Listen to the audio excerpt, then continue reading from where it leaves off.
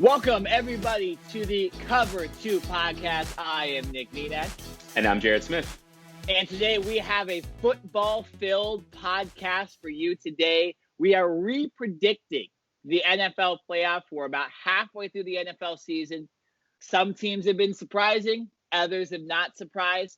We'll go through it all, and we'll kind of give you our new 7-team playoff in each division. We will also jump for the first time in 2020 into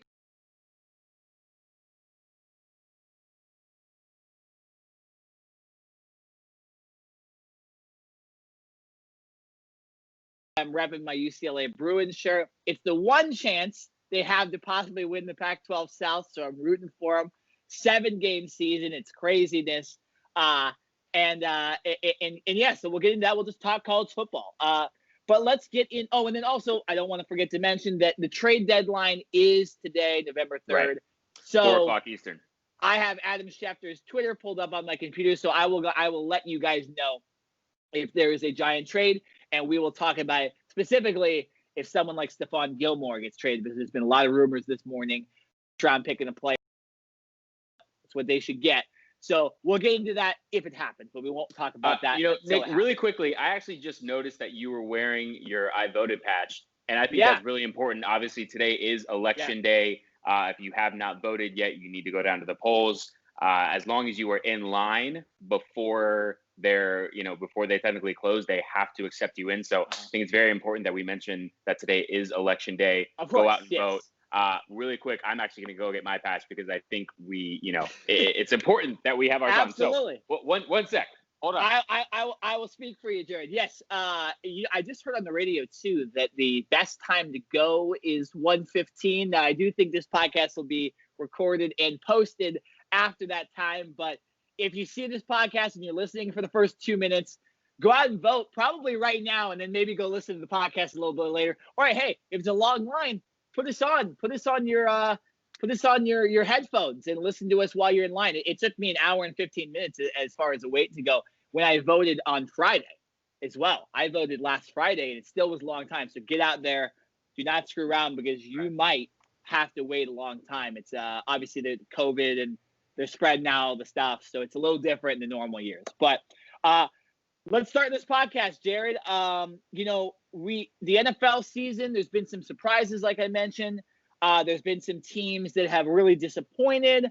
And so we kind of just want to restart and analyze what we think is going to go on. Now, I took it to the extreme, Jared, and I went through week 9 to week 17, even going as far as giving some teams losses in week 17 when I knew they had kind of packed it up and maybe started a backup quarterback in anticipation for the playoffs.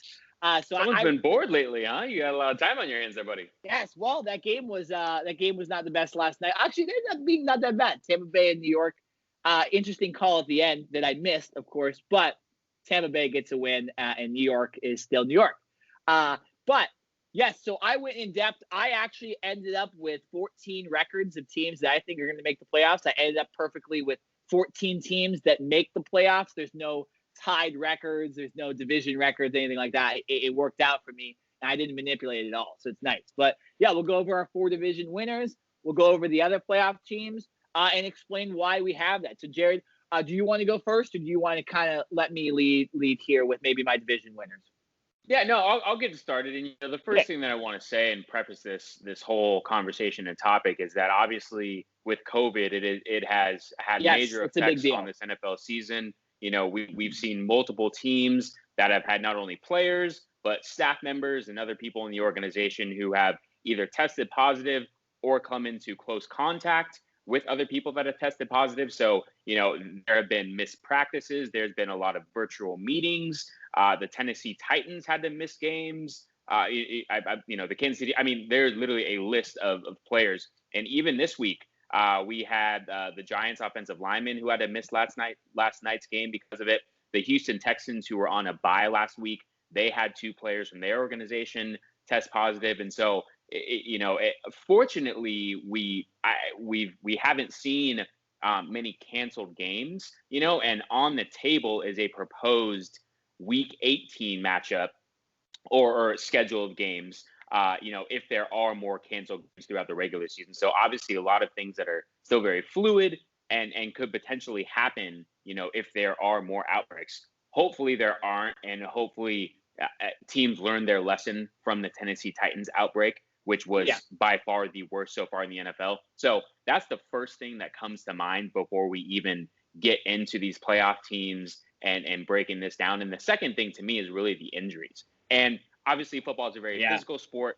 Every year there are unfortunate injuries, season-ending injuries to star players. But for some reason, it just feels like this year there have been so much more, right? And the San Francisco 49ers, for instance, are the first team that pops into my head, right? They had just been bombarded with injuries, and not just to, average guys, the depth guys. Literally starters. George Kittle, one of the best tight ends in the league, injured now for the second time in the season, and he's more than likely out for 6 weeks, which is regular. Garoppolo has another high ankle sprain of the season. He is more than regular season. Maybe there's, depending on his pain tolerance, he is out. They are already gone.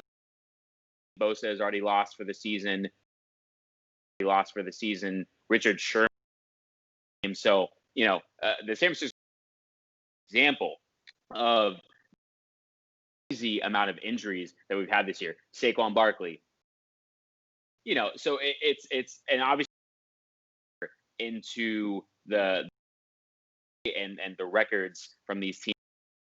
I just wanted to mention that year and COVID and these injuries have had on what we've seen so far. So I'll Nick with your predictions. I just wanted to.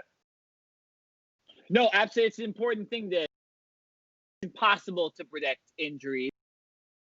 If Ben Roethlisberger goes out for the rest of the season, those probably won't end up 14 and finishing. So we're not going to predict injuries and stuff like that. But, for example, made it a hell of a lot easier the NFC West, because they actually have in the short term, and no George Kittle, not going to make the playoffs. I mean, can somehow turn this around and make it a reality. Then he should be coach of the year. And exactly with the Cardinals, and they lost through the year. Now they didn't lose like the 49ers, but and I think we ended up like 12-4. So it can happen, but the 49ers aren't doing already having a 4-4 record. So let me get into it. I'll start and then we'll do AFC and make it a little easier on people. Start with the NFC. I actually have playoff teams in contention in the last when I was doing this, and that's only because they're so much better. In the AFC, there's a lot of menial records. Teams that could make that just missed the playoffs in my format. In the end, 8 teams that make the playoffs end up happening for teams. I ended up having Tampa Bay in the league. I think the addition of and the fact that they haven't had any major injuries really issues. I think they're the best teams in the NFL. At least the best. So I have them finishing with the best record. The NFC South. I have easily winning the NFC West. Difficult schedule coming up either. They still need to play a lot of the bye week. Yeah, so their is as legit as it gets, or 6-1 record is as legit as it gets. I have Green Bay in the NFC North. Chicago is a fraud. I do not have a chance to win this division. Bay is realistically a 12-4 team. But they're still going to win this division. And they will have that third seed. And of course, favorite division. I got the Philadelphia. Out 6 wins. And making the playoffs. It will be the 4th seed. Wow. It will be the 10. My other playoff teams kind of get skewed a little bit, so I won't mention have the New Orleans Saints, the Arizona Cardinals making the playoffs, the Chicago Bears making it due to their loss to the Ravens. So those. I'll say this, Jared, before I give you the chance to say. Obviously, the biggest here in the playoffs this year is the top. So a top seed, that's a big deal. Second best position to be legitimate is the 5th seed. Play the Philadelphia Eagles or the Dallas Cowboys or the Washington football team. So if you're one of these teams like the Rams or Chicago or the Saints, for example, if they end up losing, I think, you might want to, if it comes to that, you might want to guarantee seed instead of playing, for example,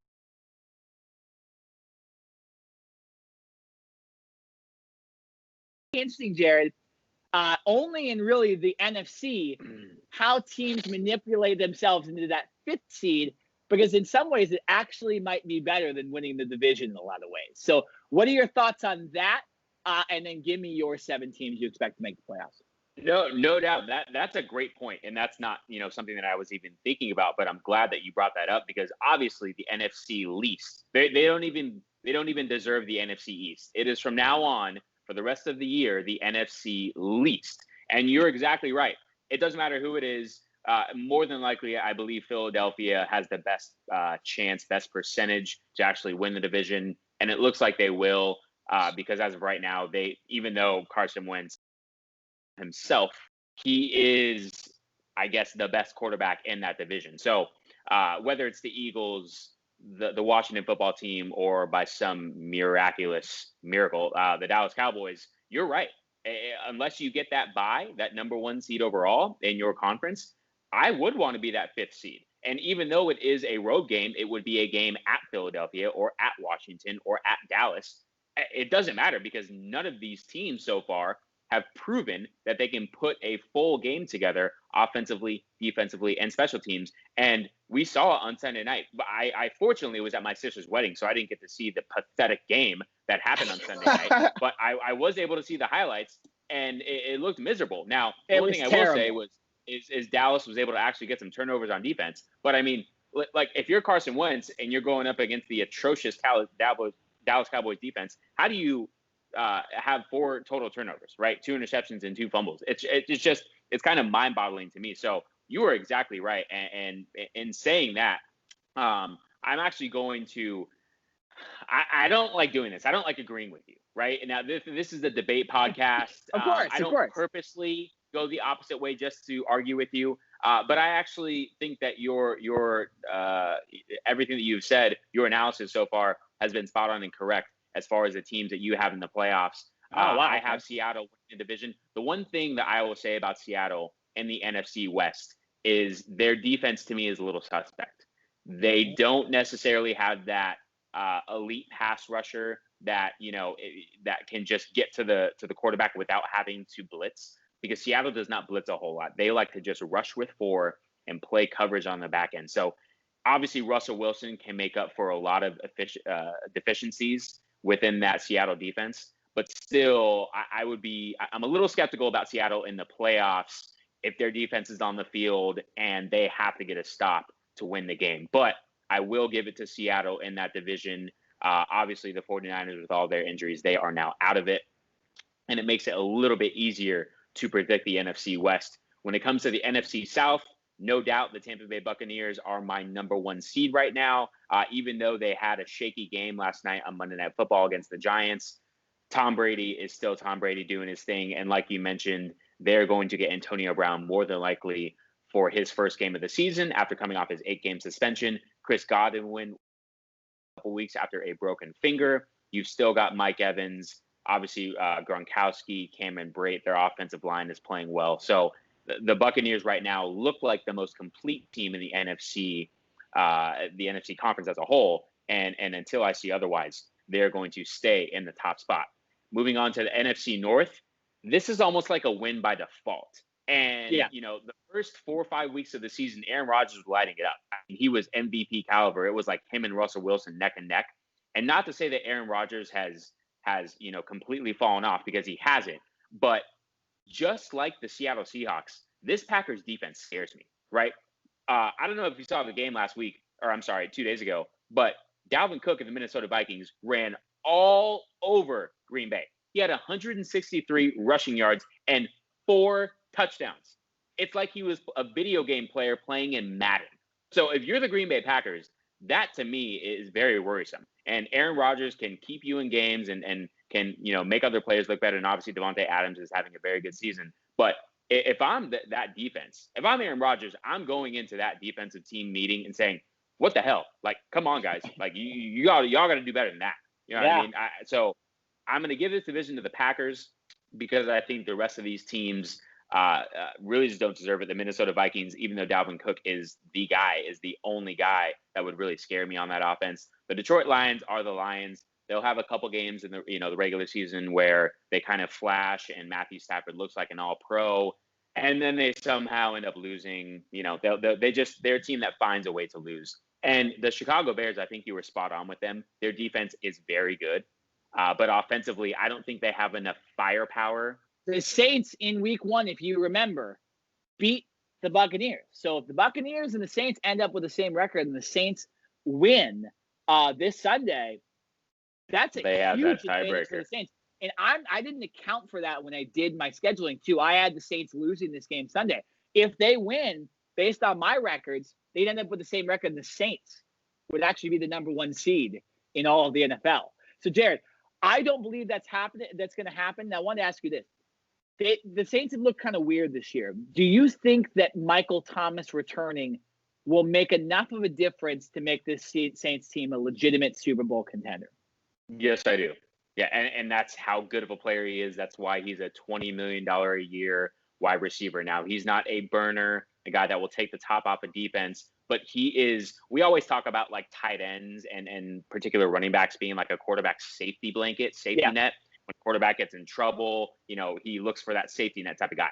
Michael Thomas is not only one of the best receivers in the league, arguably the best, he is Drew Brees' safety net. Like, when Drew Brees gets in trouble, he literally looks Michael Thomas's way. And Michael Thomas has literally, he does not drop a ball. I believe he had 1 dropped pass all of last season. Now, I'm not going to really talk about this season because I believe he's only played 1 game, right? So if they can get Michael Thomas back, as a defense, have to double team Michael Thomas. And if you're not, you are at least rolling your defensive coverage that way. So it all of a sudden changes the whole dynamic, right? We've already seen what Alvin Kamara has done this year without Michael Thomas on the field. And we've obviously seen in years past what they've done together. But can we imagine if Alvin Kamara can continue what he has been able to do with Michael Thomas on the field? I think it will just open up a lot more avenues and it will make Drew Brees' life a lot easier, right? So if you can have Michael Thomas, Emmanuel Sanders in the slot, Traquan Smith, who is a very good and capable wide receiver too for the Saints team. He's kind of their deep threat receiver. And then obviously Alvin Kamara in the backfield. And you've got Jared Cook, who is a very, very good tight end as a vertical threat. I really think as an offense, this team becomes more complete. And then I think we can see, them legitimately competing with the Buccaneers for that spot. Without Michael Thomas, and who knows, we're not sure if he's going to be available for the Sunday's game against Tampa Bay Buccaneers.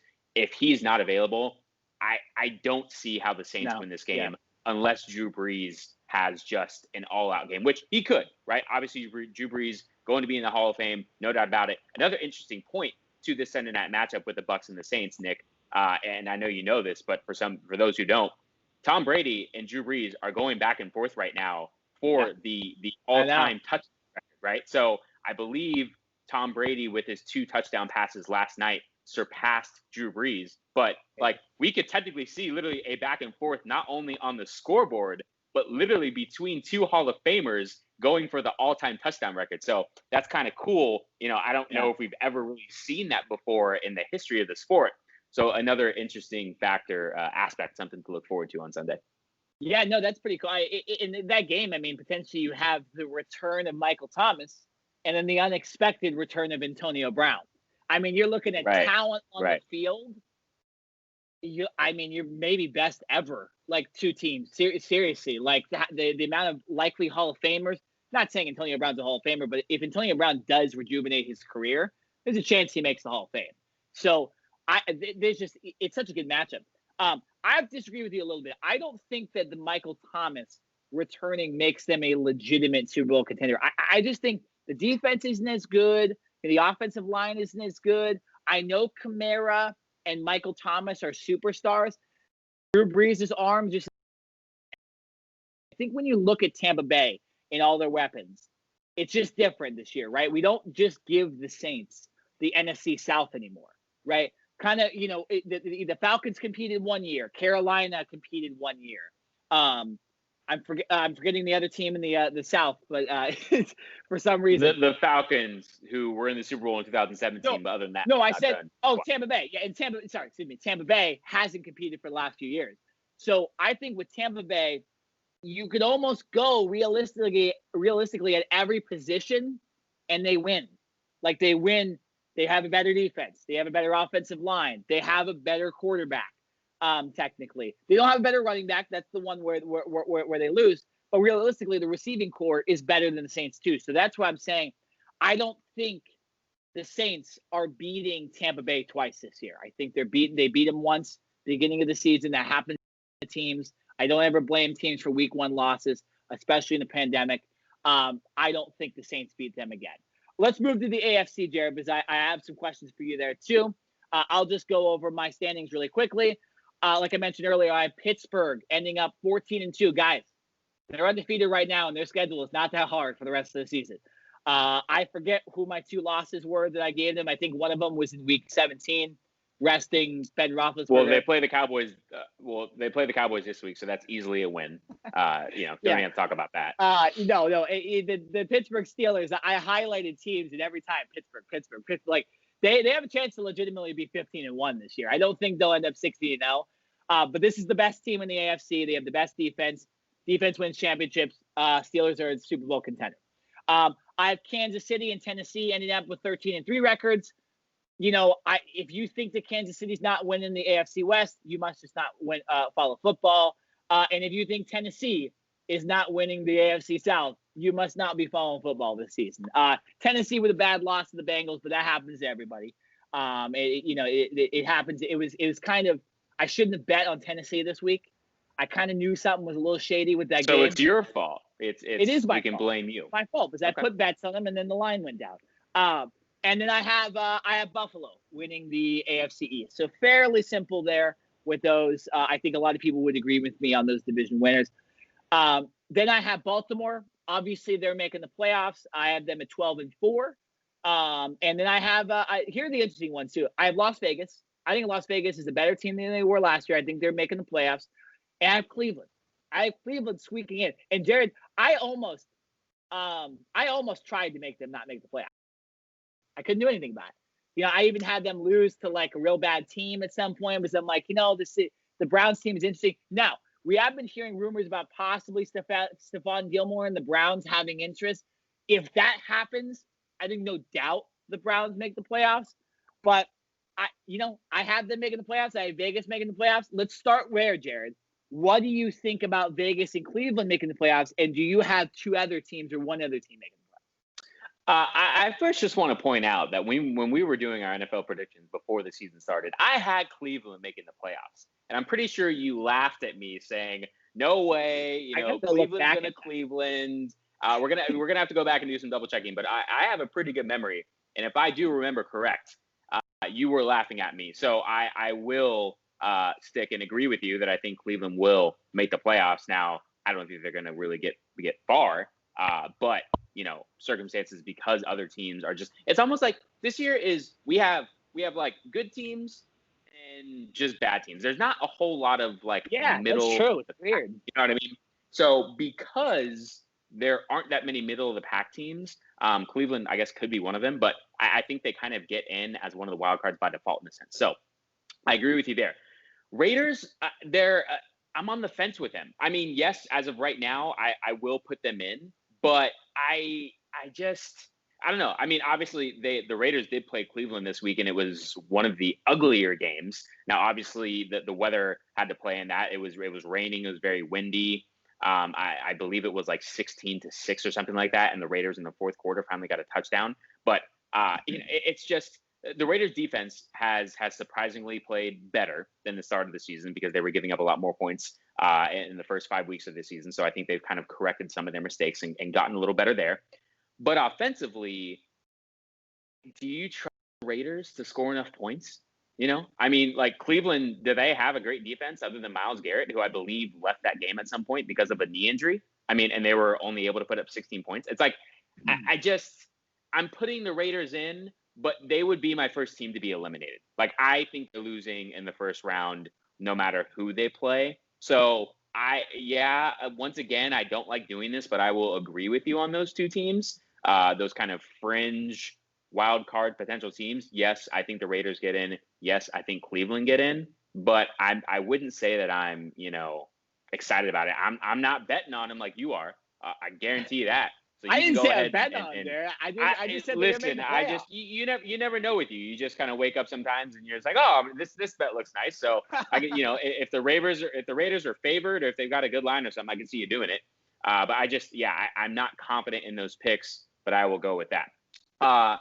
Moving on to the AFC East, I do think this is the Buffalo Bills division, and finally, we will see the New England Patriots not winning this division. It's just, Cam Newton is he's not what he used to be, and obviously he almost led a Patriots comeback against the Bills, and then he ended up fumbling late. So, they're also depleted. They have a lot of injuries, and they just simply cannot throw the ball. Their running game really has to lead this team. And so if they're going up against a team that has a good run defense, I just don't see how this Patriots team can score. So Buffalo, to me, is the most complete team in the AFC East. They are also probably one of the healthiest teams as well.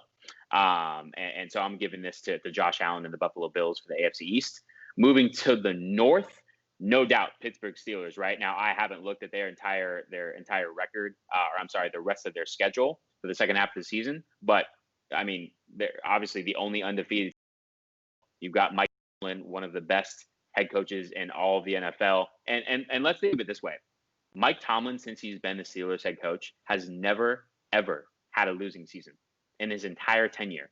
And he didn't have Big Ben all of last year, and they still went 8-8. Right? So we can talk about all the injuries and obviously the depleted rosters and how that can affect the team. But he lost his starting quarterback, future Hall of Famer, two-time Super Bowl champion, Ben Roethlisberger, and was still able to put up an 8-8 season in a very respectable record, right? So I think we have to give Mike Tomlin a lot more credit, maybe so than he gets or deserves on a regular basis there. To the AFC South, you're right. I think it is the Tennessee Titans. The Colts are sitting at 5-2, and they're one of those like kind of deceiving. 5-2. Wow, the Colts must be really good. Let's not forget they've still got Phillip Rivers, and we know what Phillip Rivers does in the playoffs. He turns the ball over and he just loses games. He has good regular seasons. He'll look good.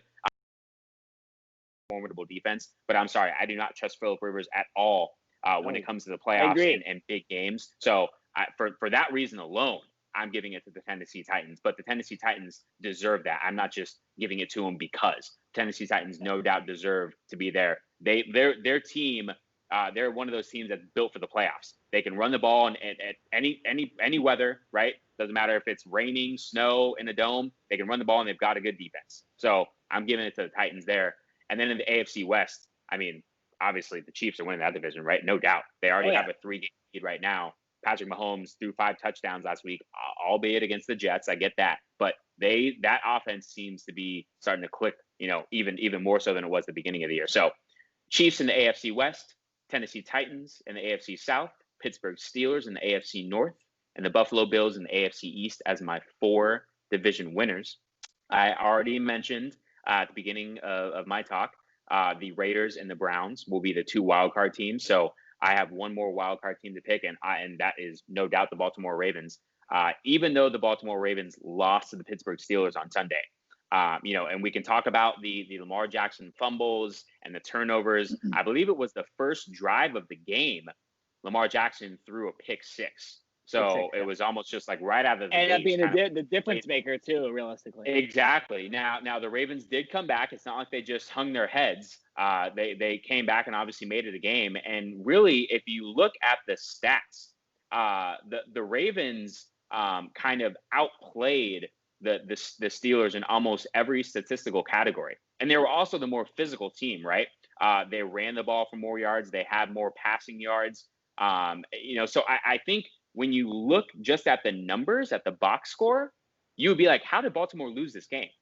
Right. And it's because of those turnovers and crucial moments. Even though the first turnover was in the first quarter, that was a big moment because it led to an interception. So if Baltimore doesn't turn the ball over, Baltimore wins that game. And Pittsburgh is no longer undefeated. And so the next time these two teams play is actually Thanksgiving night. That is let's go, bro. It's going to be a really good game. Awesome. It'll be in Pittsburgh. Obviously, home field advantage doesn't really mean too much because we don't have fans in the stands. But I think Baltimore, if they can clean up their turnovers, they can go into Pittsburgh and win a game, right? And that's going to be very important as well, because depending on how the rest of the season shapes up, if Baltimore loses and then they end up in a tie, just like you were talking about another team in your last segment, Baltimore is by default going to lose out on that winning record. So they need to beat the Steelers on Thanksgiving night to go 1-1 and have a chance of getting past the Steelers for that record. So I'm not putting the Ravens out, even though they lost this week. They're still a very formidable team. Just clean up those turnovers, man. Yeah, well, Jared, I do want to discuss, or at least I'll make a statement on the Ravens. Well, clearly they're not as good as they were last year, right? And I think that has to do with not as much surprise with Lamar Jackson, and that happens a lot, right? Teams get.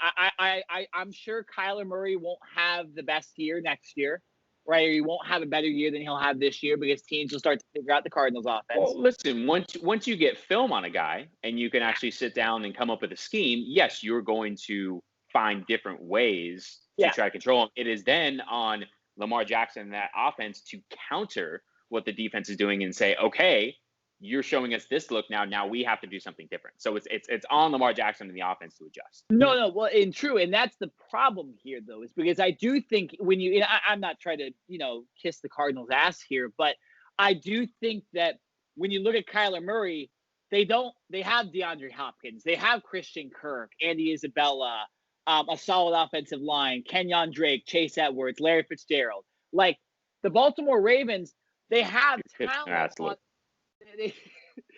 I have to, Jared. I have to. Come on. But they have talent, but I don't think Lamar's passing ability is there. And I just think that every single team this year is stack the box and they go, you know what we're going to do? We're not going to let Lamar Jackson beat us. Maybe J.K. Dobbins will run for 130 yards. Maybe Mark Ingram will have 2 touchdowns. Maybe Gus Edwards will have 2 touchdowns. But we're not letting Lamar freaking Jackson stop us.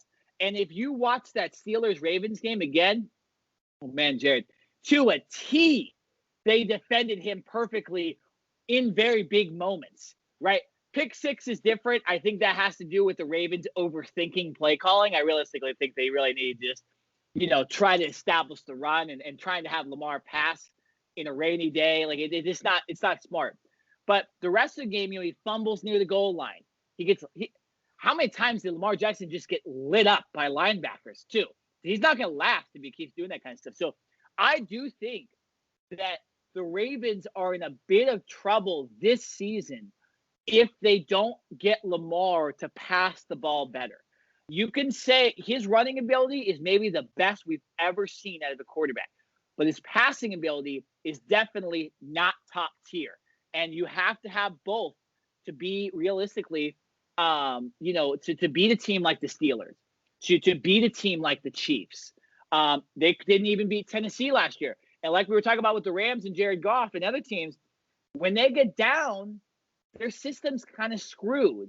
So luckily they were in the game, last week. But I mean, how many times were they in the red zone and they didn't score or they had to kick field goals? Like, you don't win Super Bowls by not being able to pass the ball. I'm sorry, you can't just run the ball the entire time. Ask the 49ers last year. They have a great defense, but Lamar Jackson, he has limitations. And I just personally think that absolutely the Steelers will win this division. And I think the Steelers may even beat the Ravens on Thanksgiving Day again, too, because they'll have more tape. And if you heard Mike Tomlin after that game, boy, was he confident. Like, he had no doubt in his mind that they were going to be able to stop Lamar Jackson. I love that. I love great defense, and I love that the Ravens and Steelers rivalry is back. That was hard-hitting. It was fun to watch, and I'm excited about Thanksgiving Day. But, you know, I do think the Steelers are the best team in that division, and I don't have any question about that. I think they're better than the Ravens this year. Yeah, no, right now, you're right, they are. So really quickly, we move on then, you know, talking about the Ravens to finish this up. What is the solution? Is the solution, you know, obviously today is the trade deadline and 4 o'clock Eastern, do the Ravens have to go out and get another receiver, a Will Fuller, you know, someone else to try to help out Lamar Jackson? Or is it literally on the offensive coordinator to come up with better play calling to put Lamar Jackson in better passing situations, which, you know, what's the solution? You know, it's an interesting question because last week we did NFL trades and I kind of mentioned, hey, they got Yannick Ngakoue. They shored up the defense. That was before they played the Steelers, and there were some glaring issues, right? The Ravens can beat up on all these other teams, right? That doesn't matter. When you play the Steelers, when you play the Chiefs, when you play the Titans, that's where they're going to be kind of the flaws are going to be shown. And I just think, yeah, Jared, maybe they have to. It wouldn't hurt to go out to get Will Fuller. You don't have to go out and get AJ Green or some top tier wide receiver, but just get something to help, you know. Better play calling, right? You know, your thing is the run. So ask for the ball before at the start of every game and use the run. Don't use Lamar Jackson as predictable as they have been. Become a little more predictable. Maybe give it to the running backs a little more. Maybe only give it to Lamar when it makes sense, right? Because I thought there was a lot of times in that game where they had Lamar run and it was super obvious he was going to run, and the Steelers stopped him and lit him up. So better play calling, specifically with Lamar's legs. And yeah, it wouldn't hurt to go get a receiver. I didn't say that last week because I hadn't seen the Steelers game. And after seeing the Steelers game, I think they need to go add some. All right, Jared, let's get into college football because we have about 15 minutes left in this podcast. Great football talk, by the way. I was following the NFL trade deadline stuff. Nothing. Zero. There's nothing. Maybe all the analysts are following the election. I don't know what's going on. But there was nothing as far as that. So no news on that. So we'll move straight into college football. So obviously we have the Pac-12 starting this week, and we've had the Big Ten start. 2 weeks ago, we've already seen an upset. We've already seen old Jim Harbaugh not beat Michigan State again. I saw a stat too. I think he's like 1-6 or 2-6 against Michigan State and Ohio State. Like, that is, I mean, Jared, let's just start with most coaches would not have a job right now. Jared, okay. So then you just said it, so we won't even have to talk about it. I've stated, and you know this, Jared, on this podcast, every time we look at the rankings and Michigan's number 8 or number 10, I go, they're the most overrated team in college football, and they have been for the last 3 years. If you can't beat Ohio State, if you can't beat your rival, you're not one of the best teams. And Jim Harbaugh continues to prove that he doesn't know how to recruit quarterbacks, and he's an overrated coach. I've been saying this forever. Yeah, that's so crazy because he's a quarterback guy. Like, that's what he's obviously played quarterback at Michigan, played quarterback in the NFL, and he's an offensive coordinator, and that's what he does. To the Super Bowl. Like, he led Kaepernick to the Super Bowl. Come on. Like, what is wrong? What is going on with him? I don't know. I mean, I forgive me because I don't know the kid's first name, but Christian McCaffrey's younger brother, McCaffrey, was recruited by Jim Harbaugh and actually went to Michigan last year, but he transferred, so he's out. So I don't know why he left, but I mean, you're right. Jim Harbaugh can't get that, elite top tier quarterback like Ohio State can, like the Clemsons of the world can. And I don't know why, right? Obviously you would think that he'd be able to groom quarterbacks, and it just hasn't been able to, I totally agree with you, right? Michigan is one of those teams that, they're going to be able to win the games that they should against lesser opponents, but those big time matchups, the games against Notre Dame, the Ohio States, They can't seem to do it. And Michigan State, who was unranked, by the way, and they come in. Now, obviously, a rivalry game of those magnitudes, you kind of throw the records out the window. But, for Michigan State to come in, and they were with them the entire game, right? It's not like Michigan State had to come back from a huge deficit or anything like that. Michigan never really had much control in that game. It was really Michigan State the whole way, just being very steady. It's not like they did anything drastic or crazy. They played better. It was just as simple as that. So yeah, you're right. That and going into the rankings this year, obviously, is everything is different. I actually am looking on the screen right now, and the Wisconsin-Purdue game has just been canceled because of coronavirus. The Wisconsin They're only 1-0. Wisconsin's only played one game. Yeah, exactly. They have, I believe it's 24 or 25 players and people in their organization and their staff that have now contracted the virus. So it's obviously taken its toll as well into college football. And so the rankings, especially early on in the season, I could really care less about. And the fact that, we just had the Pac-12 starting this week. I don't really want to talk about the rankings until, for another 4 or 5 weeks until we can actually see all these teams and what transpires. Realistically, here's the discussion about college football this year. There's the rankings of the rankings, right? And the rankings are, this year especially, a lot based on your preseason roster, right? Unfortunately. What the NCAA should have done, Jared, is what every other sports league has done, and that is expand the playoffs. And we're not talking about expand the playoffs for good, right? We're not talking about that. They needed to have at least an 8 teams make the playoff this year because there's so much indecisiveness. How do you rate 7 games from the Pac-12 to 9 games in the Big Ten to potentially 12 games for Notre Dame, right? Like you can't. How do you quantify who's better into 4 teams? We saw it with the MLB. The MLB expanded their playoffs to 16 teams. The NFL is discussing expanding their playoffs to 8 teams, right? 16 teams. The NHL expanded their playoffs to 24 teams. And the NBA, of course, had their bubble system and finished their season and in some ways expanded their playoffs as well.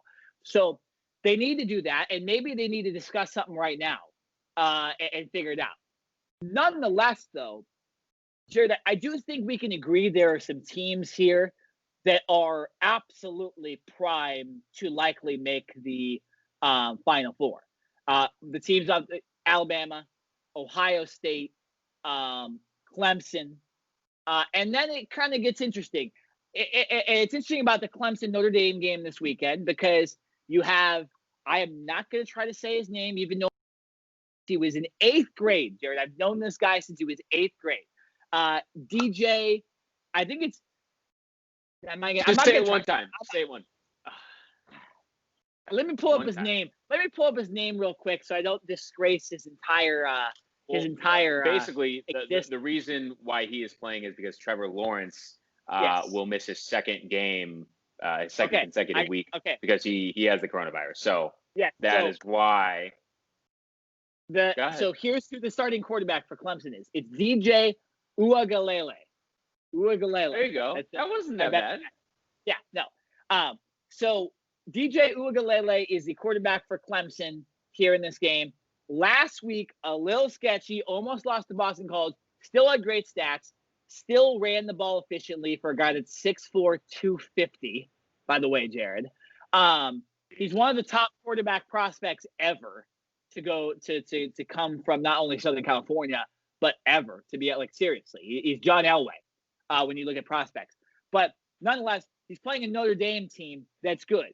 Now, Notre Dame, they have kind of a running style offense. It's going to be a low scoring game. They're going to chew off clock. They have a good defense.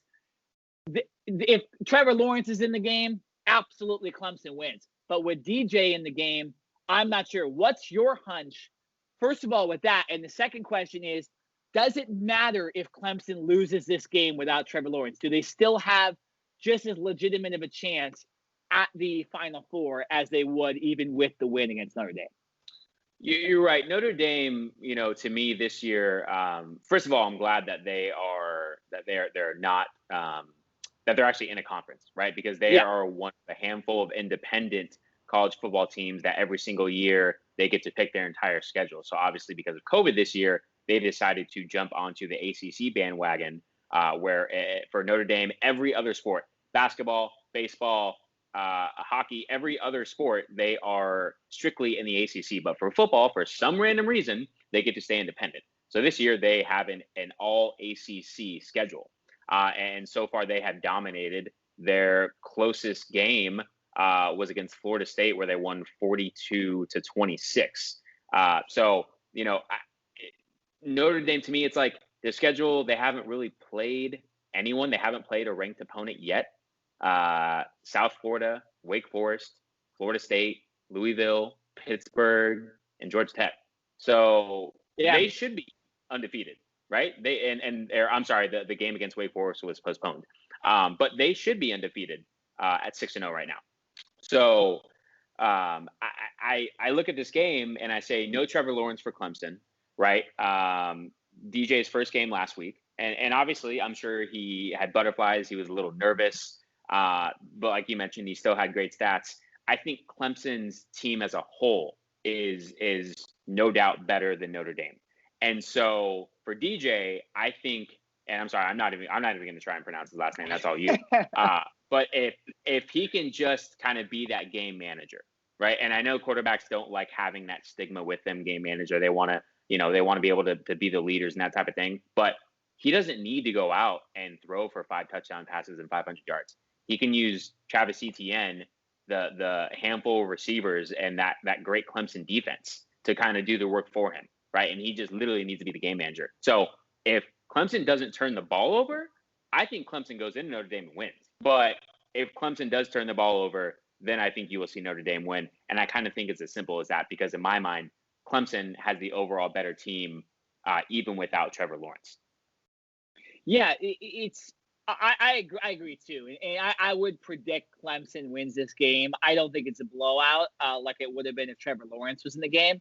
But, Notre Dame will be smart. They have an advantage here, and they have a legitimate chance to potentially make the Final Four here. If you can beat Clemson, that's what you could do for yourself. Clemson then has to worry about the committee saying, oh, well, you lost Notre Dame, and, not being realistic and saying, well, they were missing their top player. Also, I did forget to mention one point. If Clemson were to lose this game, if they were to lose by like 3 or 7 points, they're fine. If they get blown out by like 20, true, that's true. There's an argument of, okay, first of all, I think that just shows how much Trevor Lawrence really means to this team if they get blown out. And second, then I think the committee really has to sit down and take a hard look at, okay, who is this Clemson team for real? But if Clemson just lose, like I said, if they lose by 7 points or less and they're in the ball game the whole time, then I think you say, okay, more than likely if they had Trevor Lawrence, they would have beat Notre Dame. And so I don't think Clemson really gets moved. I forgot to mention that. I need to throw that out there. And shout out to the college football playoff, by the way. You guys really need to do your research this year, because it's going to, like, personally, all these teams that are supposed to win need to be blowing guys out. Like, right. Alabama's doing a good job of that right now. They blew out Georgia. They're blowing out everybody else. Like, Alabama, Clemson, I mean, they were up like 63-7 at one point at half in one of these games this year. Yeah, that's what you need to do. Yeah, so that's why I'm saying Notre Dame absolutely needs to beat Clemson, because those scores we're talking about and those opponents are not good enough. This is their one game that gets you in. You're right. This is their one game, because the rest of Notre Dame's schedule after Clemson is at Boston College, which I'm sorry, Boston College is overall record of 4-3, nothing to write home about. At North Carolina 4-2, solid, nothing crazy. At home against Syracuse, and Syracuse is 1-6, so right, obviously that should be a blowout. And then the rescheduled game at Wake Forest that should have been at the beginning of the year. And Wake Forest is 4-2, right? So realistically, this is Notre Dame's chance to cement themselves as a top 4 playoff team. Because if they don't come in and handle their business, I don't think they get in. even if they go out and win the rest of the games, because this was their one opportunity to say, hey, we can compete and play here with the big dogs. Like you mentioned at the top of the segment, your Alabama is in, I think Ohio State is in, and Clemson, as long as they don't get blown out, is in. So there's really only one spot left, and it's Notre Dame's for the taking, unless they screw up this week against Clemson. Because Jared, I think when you look at the rest of the standings, and unfortunately, I think a team like Cincinnati, although 5-0, you have to go undefeated, and you have to get something, right? Like, Georgia already lost to Alabama. It's going to be tough, like 2 games, right? Which I don't see happening. I mean, I believe they play LSU this week. LSU not as good as they were last year, and not even really that good overall. Might even be playing with a true freshman quarterback. So, if they lose that game, that's pretty bad for Alabama to lose. You look at Texas A&M and Florida, they have essentially the same record, and Texas A&M beat Florida. I thought Florida was legit. They end up not being. BYU, interestingly enough, 7-0. If they end up undefeated, maybe, right? Wisconsin, if they go 7-0, they have a chance. I will say this, Jared. If USC or Oregon run the table and blow out all their opponents, I think they have a legitimate chance, especially Oregon. Oregon is a legitimate team this year. They have superstar prospects going to their school every single year. They have a good defense. Their quarterback, I believe, it's not Justin Herbert, but it's another 5-star recruit. Oregon is actually my pick to be the 4th team in. And I'm only saying USC because I think USC is a famous team. And if they go undefeated and blow everybody out, you'll have to give them a chance. And then you have the winner of the Pac-12 championship. I think it's going to be USC and Oregon. And if they're both undefeated, I think you give the winner of the Pac-12 championship game in, right? Because I think Ohio State is in from the Big Ten, right? And the only thing that would throw everything off is if Wisconsin somehow won the Big Ten championship game. Don't trust that. Yeah, but so what I really expect, Jared, and what I would predict is that it ends up being Alabama, number 1, Clemson or Ohio State, number 2 and 3. And then I think it's legitimately Oregon if they go undefeated. And if not, then it's kind of up in the air, right? But I do think that Oregon's roster is good enough to make the Final Four if they go undefeated and go 8-0 and beat USC, because USC would be that top team to beat, and it would be the last team. So remember how the recency bias a lot of times affects the college football playoff? I think that's what they'll see. And that's my only team from the outskirts that I think gets in. But I think it's Alabama, Clemson, and Ohio State. Yeah. And I do think if Notre Dame does win and they go undefeated, I think they're in, and it's Clemson. I think those are the teams. That's what I expect. I think to sum this up, like really quickly, what we're trying to say is there's 3 teams that are almost a shoo-in, and there's a handful of teams vying for 1 spot, and that's really what it comes down to. So we can sit here and talk about it all day long. In reality, Alabama, Clemson, Ohio State are more than are going to get in, and you've got, like you mentioned, Oregon, Notre Dame, Georgia, Florida. They got to do a handful of things. There's just numerous teams fighting for 1 spot, and that's basically what it comes down to. So I think that's where we're at, right? Yeah, no, and I think, Jared, this is the one year you got to expand the playoffs. NCAA, you could even do it to 12 teams.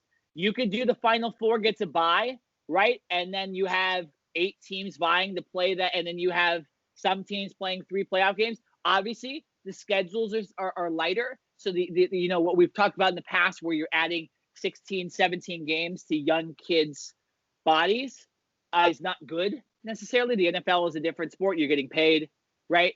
But I don't think it's right that the college kids not getting paid have to play 18 freaking games in a season just because of a playoff system. This is the year you can do that and even expand it to potentially 16, right? And so I implore the NCAA, look what we're saying. There's 3 teams and there's 1 spot, and it's going to be hella not fair for that 4th spot. I'm just saying. So let's expand it at least to 8. I think if you end up, Jared, having Clemson, Alabama, Ohio State, Notre Dame, Georgia, a Pac-12 team, maybe throw in BYU and Cincinnati and give them a chance, I think nobody's going to complain about that in this year where college football seems to be the most illegitimate it has been. ever, potentially this year as far as records go. So, yeah, I think it goes down to those 3 teams, and I'm rooting for Oregon and USC to get that 4th spot so that we have, not kind of the same teams every year making it. It would also just be nice to see the Pac-12 then be legitimate, right? Because you're right, Oregon has probably over the last few years been the most consistent team from that conference. But when we're really talking about the national champions and the best teams overall, the Pac-12 has been down, man, right? And now they're the last conference to come in and start their schedule. It's just we need the Pac-12 to get going. And hopefully it can be Oregon. Maybe USC can play well and kind of shock some people. But the Pac-12 out of the 5 major conferences is by far, at the bottom of the poll right now. And they need to climb out of that. And it's going to be tough because they are only playing a 6 and 7 game schedule, depending on the team. So obviously SEC teams and other teams have already played 6 and 7 games, and they're going to have more games and more film to look at. So I want to see an Oregon or a USC get in, not because we're biased here on the West Coast, but just because, like, come on, guys, like we need the Pac-12 to get going here, right? We talk about the SEC and the ACC and even the Big Ten all day long. Where's the Pac-12 at? Pac-12 needs to come and show up. Yeah, no, and Jared, I'm telling you, man, if you look at that Oregon roster and just look at the prospects that have gone there, that number 12 ranking I thought was pretty low. Like, I think they should have been a top 10 team to start the season. And that's what I'm saying. I think if they go 8-0 with that roster, with that projected ranking, I think they have a chance. USC, if they shock the world and somehow beat Oregon and go 8-0, I think they get in. And realistically, Jared, that goes to anybody, too. If anybody goes 8-0 and beats Oregon, in my opinion, they should have a chance. We'll see what ends up happening. Hopefully they just expand the playoffs and then we know what team's getting in. But, we'll just see. We need to wrap up this podcast, though.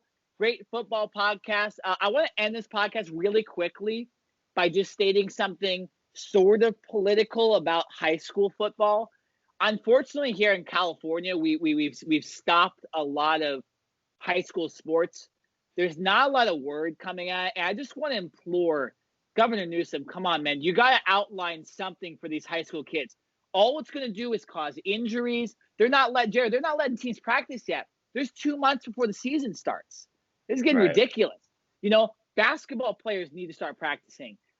Baseball, there needs to be some outlining. Hopefully, maybe after this election, we have some sort of guidance on high school sports here in California, because high school sports in California, we know, Jared, top 5 state for sports, maybe even top 3 when it comes to high school sports. A lot of athletes you see playing for Clemson, Alabama, they're coming from California. So I want California to figure out the high school sports, specifically football, because we know football injuries. Jared, I'm telling you, man, we're going to have, it's going to be interesting to see the next couple of years, in college football and the NFL, the talent. Because this year, with youth sports being taken away and high school sports and even a lot of college sports, the talent level is going to be a little bit lower, I think, in the next few years. This coronavirus is really going to affect lower tiered sports more than it is going to be college and NFL. So I just want to implore that. No doubt. On a football podcast, let's figure out the high school sports here in California. There's a lot of local guys talking about it. And I almost want to potentially get one of them on the podcast to maybe explain what's going on here too. So I'll maybe that'd be great. And I think you summed it up perfectly. Just putting guidelines in place, right? Right now there's so much gray area. Athletes don't know what's going to happen, and all they want to do is have a plan, right? Put a plan in place and then let them execute that plan. When there's no plan and the season's supposed to start in 2 months, it's well, what are we doing? We can't practice. Can we go and practice on our own? Can we, how many players can we have? There's, you know what I mean? Yeah. And then here's what's going to happen. Players are going to get together and they're going to practice, which I'm sure they're already doing, right? And then somehow, some way, they're going to get in trouble for it because there are too many players practicing together or something like that. But it's you know what? We didn't have any guidelines from you. We didn't have any rules to follow. So what are we supposed to do? So you're right. That's a great point, and I'm glad you brought that up. Yeah, no. And you're practicing, wear your masks, right? Do everything you can to protect from COVID. But I worry a little bit more about those just devastating injuries to some of these kids that can really affect their recruiting, all that stuff. Well, listen, we've seen it in the NFL, right? To where there was a smaller training camp. There was no preseason, right? So it was almost 0 to 100 real quick. And we've seen the amount of injuries that have piled up in the NFL this year. right? And so just from an injury standpoint, if these high school athletes, and they don't have millions of dollars, they can't go, they don't have personal trainers, they don't have the NFL equipment and facilities, they're unfortunately a lot of schools in California are dealing with minimal equipment and things that, so they have to kind of use what they have. And so if we've seen the NFL have a lot of injuries, we can only, unfortunately, there will more than likely be a lot of injuries at the high school level too, depending on if they can get the proper, training and practice time in before. Yeah, I get it. The election's been crazy. California is a key state in this election as far as, fighting for certain things. But don't worry about don't forget about the little people, okay? We need to help these high school kids out. So I'll end the podcast on that. I thought that was important to say on a big football podcast. We got every tier of football podcast on here. Next week, I'm sure there could be a lot more football. We have we'll talk about some of those big matchups in the NFL. We'll talk about Clemson, Notre Dame. We'll kind of rehash what we just talked about, what we expect then from that, and then much, much more in the sports world. But for this podcast, I am Nick Nenad. I'm Jared Smith. This has been the Cover 2 Podcast. Go out and vote and enjoy your day. Go vote. As